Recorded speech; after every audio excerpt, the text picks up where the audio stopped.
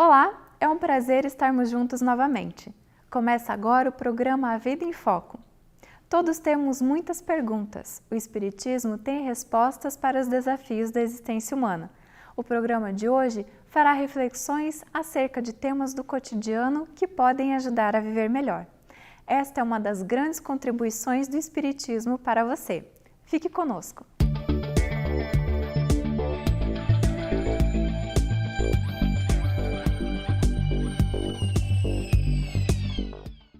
O homem é um ser gregário, ou seja, depende de outros para se relacionar socialmente. O relacionamento social entre os seres é instrumento de aperfeiçoamento social e moral.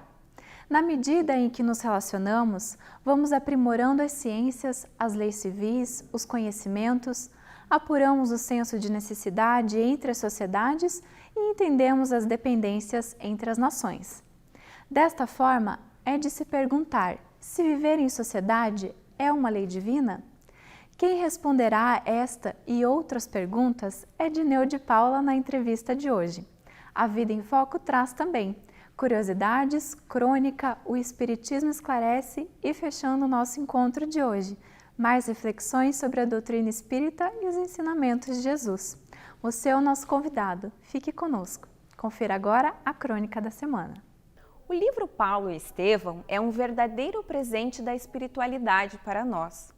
Não apenas por trazer a história desses mártires do Evangelho, mas também por conter preciosas informações a respeito das atividades dos discípulos de Jesus.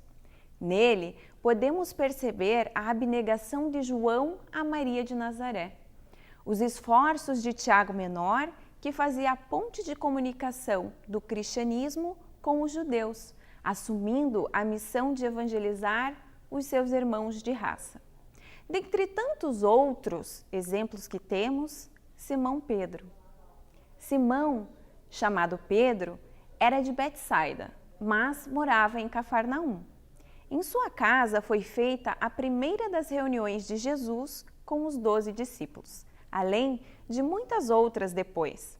Foi lá que se realizou o primeiro evangelho no lar, como nos informa o espírito Neio Lúcio na obra Jesus no Lar. Pedro era pescador e vivia quase que constantemente com Jesus junto às águas transparentes do Tiberíades. Era filho de Jonas e irmão de André. Era casado e tinha filhos. Na casa de Pedro morava sua sogra, a qual, em dada oportunidade, ficou doente e foi curada por Jesus. Pedro era um ancião rígido, patriarca que observava a lei judaica. Inicialmente, tinha como característica ser intolerante. Não admitia os contatos com as pessoas de má vida, tanto que foi resistente à chegada de Maria de Magdala. Entretanto, neste sentido, realizou aprendizado com os exemplos do Mestre e o duro trabalho na manutenção e divulgação do Evangelho após a crucificação. Ele tinha a simplicidade como virtude. Era amoroso, dedicado e estável.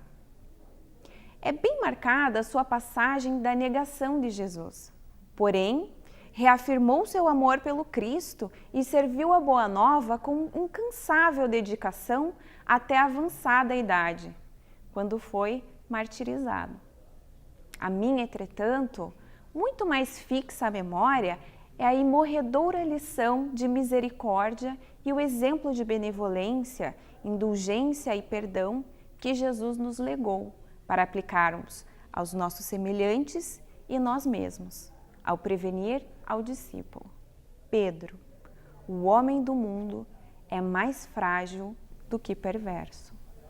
A entrevista de hoje traz o tema: viver em sociedade é uma lei de Deus? Confira a resposta.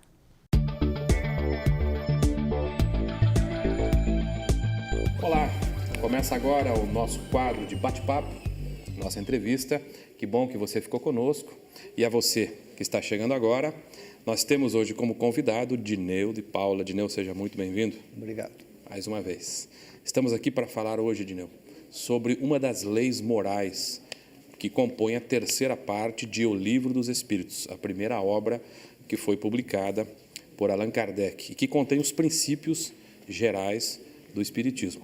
Os Espíritos afirmam, ao tratar dessa lei, que viver em sociedade é justamente o impositivo da criação. Perfeito. É isso, Dineu. Dineu, então, o que é lei de sociedade? Você poderia nos explicar? Mas é interessante contextualizar esse comando.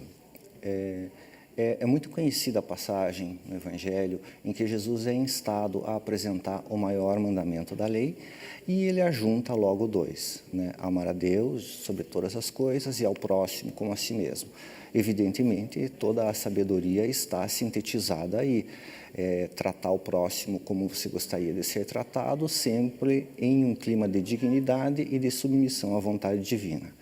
E é justamente uma característica das grandes almas, a capacidade de síntese, de, em poucas palavras, falar muita coisa. Entretanto, para quem não tem tanta grandeza assim, às vezes é importante um certo esmiuçar para que, em face de algumas situações limítrofes ou de algumas coisas um pouco mais difíceis, a criatura consiga se ordenar. E atento a essa necessidade humana, a espiritualidade superior, justamente como você disse, ela minudenciou, digamos assim, ela discriminou em 10 leis esse comando muito sintético de Jesus. E uma dessas leis é justamente a lei de sociedade. E lá se fala que as leis morais, elas se voltam a realizar a felicidade do homem e que ele só é infeliz quando dela se afasta. Então, é uma ordenação que se volta a tornar o homem feliz. No Evangelho segundo o Espiritismo, há uma expressão contundente que o homem é condenado a viver em sociedade. E na questão número 768 do Livro dos Espíritos, fala que Deus fez o homem para viver em sociedade. Então, o ser humano ele é gregário por natureza, é uma necessidade psicológica a convivência, e sempre que alguém tenta se furtar ao convívio do semelhante, ele tem problemas psíquicos, sem falar que a vida social ela traz muitas vantagens. Então, realmente é um imperativo, é preciso conviver com o semelhante, não há como escapar disso. Então, Dina, você afirma aí, segundo os Espíritos, que é uma imposição, nós estamos condenados a viver em sociedade. Justamente. Então, quais seriam as decorrências desse dever de convívio?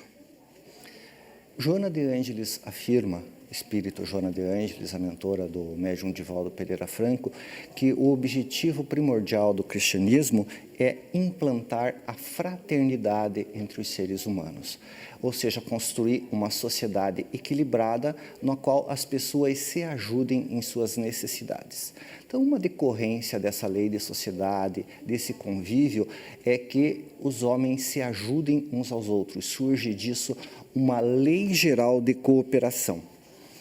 Porque toda grande obra, todo grande trabalho, ele sempre exige e surge da atuação e do trabalho de muitos. E aí, como sempre, quando se trata de questões morais, é importante recordar a figura do Cristo. Embora toda a sua grandeza, dotado de poderes magnéticos desconhecidos, a sua sabedoria, a sua característica angélica, Jesus não quis implantar o Evangelho sozinho no mundo. Ele não teve essa pretensão. Ele escolheu pessoas para ajudá-los, eram pessoas simples e elas eram essencialmente diferentes umas das outras. Tinha os exaltados, tinha os místicos, os práticos, os emotivos, e ele soube conviver com isso. Então, disso se extrai a importância de, na vida em sociedade, aceitar essa inter-relação e entender que é bom e necessário aceitar e pedir ajuda. E também algo muito importante é entender a importância das diferenças, da tolerância, porque as pessoas são diferentes e a força de uma sociedade, ela nasce da diferença. É inútil tentar uniformizar e pretender que nunca haja discussões, que nunca haja entendimentos diferentes. É importante e é bom que as pessoas pensem diferentes. Só que isso deve se dar num clima de respeito. É importante que nós entendamos a importância da tolerância, não só suportar o outro num contexto negativo, mas buscar identificar o que existe de positivo, o que existe de admirável em alguém que pensa diferente de mim, justamente entendendo que eu não sou perfeito, eu tenho minhas habilidades, o outro tem as dele, e Deus vai juntando as pessoas para que desse convívio surja algo muito bom, que é a evolução de todos, pelo convívio equilibrado. Uma curiosidade, Dineu, para a gente concluir esse primeiro bloco. Algumas práticas religiosas até, às vezes, sugerem que a pessoa se isole do convívio social, né? Num insulamento, né? Numa prática de meditação permanente, fora do contexto social. E isso, pelo que eu percebi na sua fala, está contrário a uma lei. Justamente. Então, há meios do indivíduo evoluir também, crescer também espiritualmente, que não seja no convívio social? Existem contextos muito específicos, por exemplo, alguém que se isola do convívio social para prestar um serviço à sociedade. Não é no intuito dele viver numa paz artificial por achar que o convívio humano ele é deletério. Por exemplo, um cientista que está fazendo várias pesquisas para descobrir a cura de uma doença. Entende? Ele realmente precisa de um clima, às vezes um mergulho em uma situação peculiar, né? Então, existem situações em que a pessoa precisa se isolar, às vezes de um certo contexto, mas é no intuito de ajudar os outros, de trazer algo de positivo, e não para buscar uma paz fora do convívio com os semelhantes. Isso daí é realmente errado. Ok, Ginão. A gente vai fazer então um breve intervalo, a Renata já nos chama, a gente já volta com mais perguntas. Fique conosco. Vamos para um breve intervalo e logo voltaremos com a segunda parte da entrevista. Não saia daí!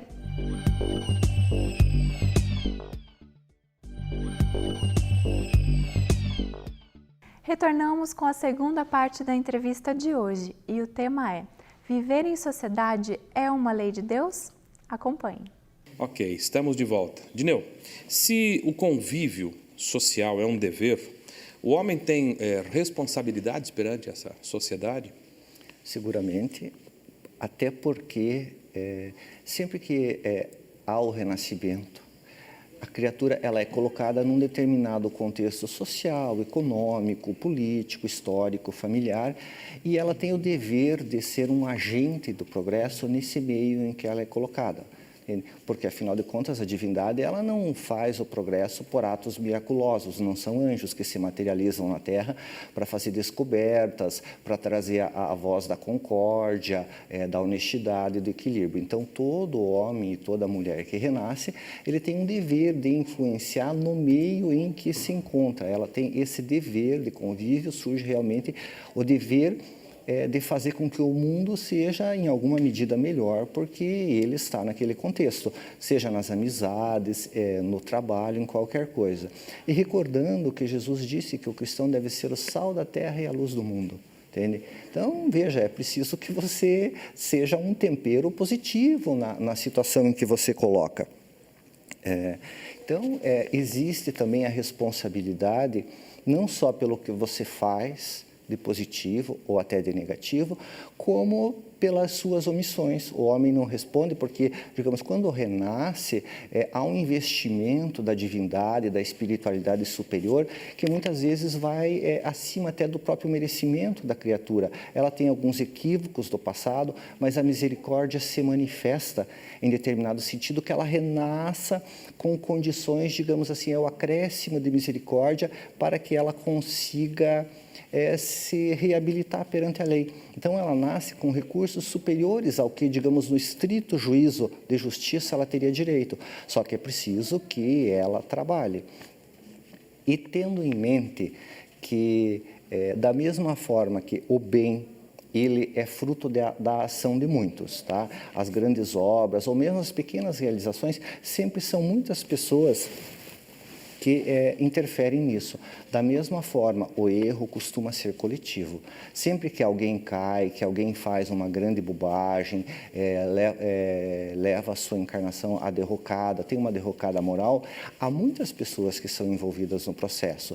Digamos, uma criatura, por exemplo, que tem uma grande decepção amorosa e termina se suicidando. Aquilo vai ter consequências perante a lei divina. Só que ela não errou sozinha. Houve a pessoa que gerou a decepção amorosa. De repente, houve os pais que não estiveram atentos a tudo aquilo, os irmãos que deram exemplo, os amigos com ideias estranhas, e todo mundo que, de uma forma ou de outra, colabora para que o erro ocorra, ele está naturalmente implicado com a lei. Quando a criatura tiver de se reerguer, aquelas pessoas que participaram do equívoco, elas vão ser chamadas a ajudar na recuperação, na medida de sua responsabilidade.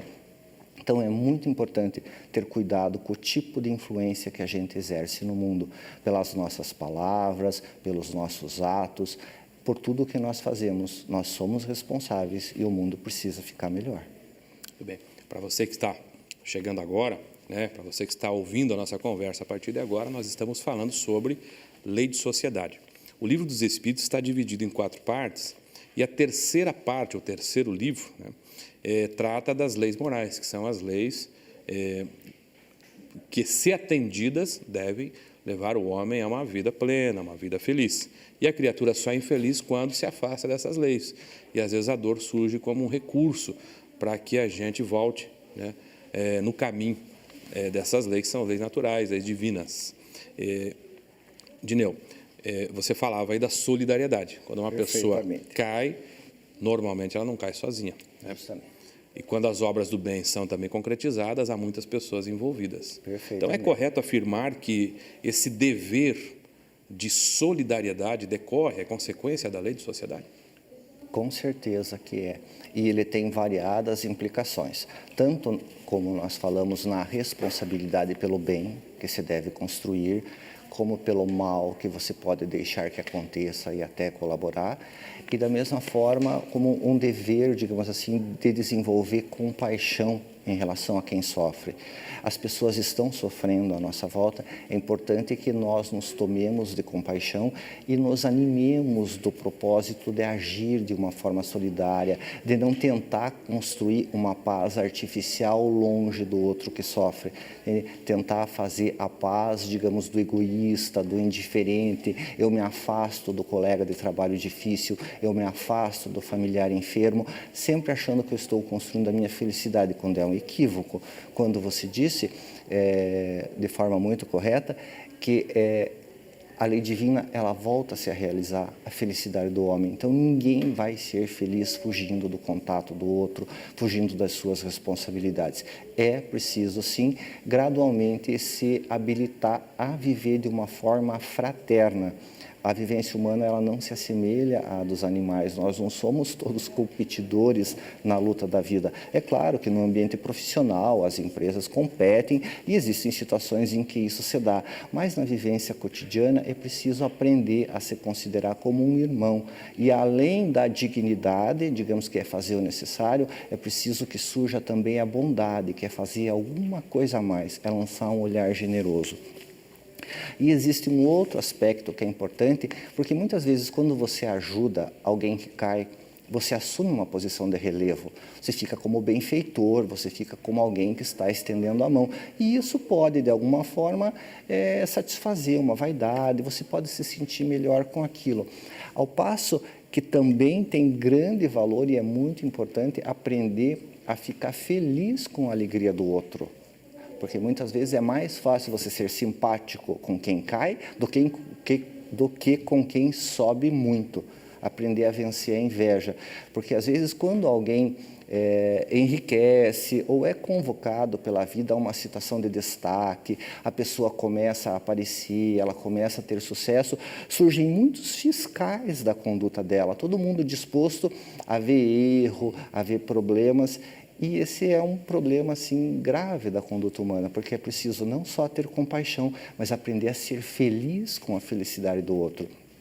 E, novamente, eu me socorro das palavras de Joana de Ângeles, que ela diz que quando alguém cai, a humanidade inteira cai, há um prejuízo na economia moral do planeta. E quando alguém sobe, subimos todos junto com a pessoa. Então, essa capacidade de ser feliz com a felicidade do outro, e de se condoer com a dor do outro, é uma conquista evolutiva muito importante e é algo que dá paz e que nos prepara para vivências mais tranquilas. Bem, Dineu, nossa gratidão, mais uma vez, em nome da equipe do programa, em nome daqueles que nos assistem. E a você que nos acompanhou, fique conosco, que o programa ainda continua. Chegou o momento de esclarecer as suas dúvidas.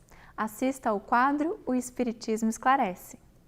No que podemos resumir a doutrina espírita? Perguntou Adelaide da Cruz, de Campo Grande, Mato Grosso do Sul, através do contato @avidaemfoco.com.br. Um abraço aos sul-matogrossenses e vamos resumir em poucas palavras os pontos principais da doutrina, como a transmitiram os espíritos Allan Kardec, codificador da doutrina espírita. Deus é eterno, imutável, imaterial, único, onipotente, soberanamente justo e bom. Criou o universo que abrange todos os seres animados e inanimados, materiais e imateriais. Os seres materiais constituem o mundo visível ou corpóreo, e os seres imateriais, o mundo invisível ou espírita, isto é, dos espíritos.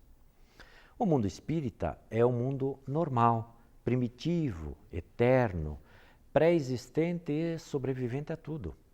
O mundo corporal é secundário, poderia deixar de existir ou não ter jamais existido, sem que por isso se alterasse a essência do mundo espírita. Os espíritos revestem temporariamente um invólucro material perecível, o corpo, cuja destruição pela morte lhes restitui a liberdade. Entre as diferentes espécies de seres corpóreos, Deus escolheu a espécie humana para a encarnação dos espíritos que chegaram a certo grau de desenvolvimento, dando-lhes superioridade moral e intelectual sobre as outras. A alma é um espírito encarnado, sendo o corpo apenas o seu envoltório. Há no homem, portanto, três coisas. A primeira, o corpo ou o ser material análogo aos animais e animado pelo mesmo princípio vital. A segunda, a alma ou ser imaterial, espírito encarnado no corpo. E a terceira, o laço que prende a alma ao corpo, o princípio intermediário entre a matéria e o espírito. Tem assim o homem duas naturezas. Pelo corpo participa da natureza dos animais, cujos instintos lhe são comuns. Pela alma participa da natureza dos espíritos. O laço ou perispírito que prende ao corpo o espírito é uma espécie de envoltório semimaterial. A morte é a destruição do invólucro mais grosseiro, o corpo. O espírito conserva o segundo, que lhe constitui um corpo etéreo, invisível para nós no estado normal, porém que pode tornar-se acidentalmente visível e mesmo tangível, como sucede no fenômeno das aparições. O espírito não é, pois, um ser abstrato, indefinido, só possível de conceber-se pelo pensamento. É um ser real, circunscrito, que em certos casos se torna apreciável pela vista, pelo ouvido e pelo tato. Os espíritos pertencem a diferentes classes e não são iguais nem em poder, nem em inteligência, nem em saber, nem em moralidade. Acompanhe o quadro Aprendendo com Kardec, com a participação de Cosme Massi.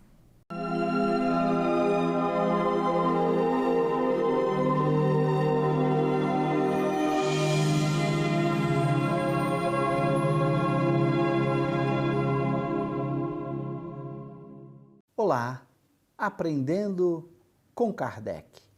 Perda dos entes queridos. Diante da morte de um filho, de um pai, de um amigo, é muito natural a dor e o sofrimento. Por isso, Allan Kardec pergunta aos espíritos: a perda dos entes que nos são caros não constitui para nós legítima causa de dor? Tanto mais legítima quanto é irreparável e independente da nossa vontade? Os espíritos respondem: essa causa de dor atinge assim o rico como o pobre. É uma prova ou uma expiação e constitui lei para todos. Portanto, muito legítima essa dor com a perda dos entes queridos, mas faz parte das leis naturais. Por isso, esta causa de dor atinge a todas as criaturas. Portanto, é muito importante que meditemos como, na própria lei natural, podemos encontrar a consolação diante desta dor, desse sofrimento. Os Espíritos continuam. Tendes, porém, uma consolação em poderdes comunicar-vos com os vossos amigos pelos meios que vos estão ao alcance, enquanto não dispondes de outros mais diretos e mais acessíveis aos vossos sentidos. Assim, a doutrina espírita nos responde de uma forma lógica e simples a uma causa legítima de dor. Claro que sofremos com a perda dos entes queridos, mas eles não morreram. Além disso, podem se comunicar conosco por meio da mediunidade ou por meio da inspiração, da intuição, quando oramos para eles, quando com eles nos sintonizamos. Então, da mesma forma que é uma lei natural, a morte de todas as criaturas é também uma lei natural, a imortalidade da alma e a possibilidade desta alma se comunicar conosco após a morte. Assim, ao lado de uma causa legítima de dor, colocou Deus também, como lei natural, um mecanismo de consolo, um mecanismo que alivia essa dor, porque nos dá condições de nos comunicarmos com esta alma querida que perdemos com a morte. Assim Deus colocou ao lado desta dor também uma lei de consolação. E o Espiritismo nos apresenta a prova definitiva de que somos espíritos imortais e que podemos nos comunicar após a morte do corpo, quer seja pela mediunidade ou pela inspiração. Assim, quando perdermos um ente querido, aprendamos a orar por eles, a entrar em sintonia com eles, a conversarmos com eles no nosso pensamento, na nossa intimidade ou por meio da mediunidade. Assim, teremos a consolação única e definitiva, que é a consolação de que não morreram e que estão junto de nós.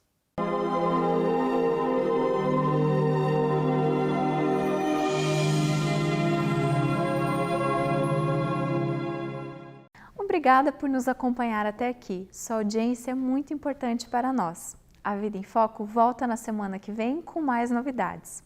Se você perdeu alguma edição anterior do programa, acesse o site www.avidaemfoco.com.br. Através do e-mail contato@vidaemfoco.com.br, você pode enviar suas perguntas e sugestões para a produção do programa. Agradecemos muito a sua companhia. Tenha uma ótima semana e até o próximo programa. Tchau!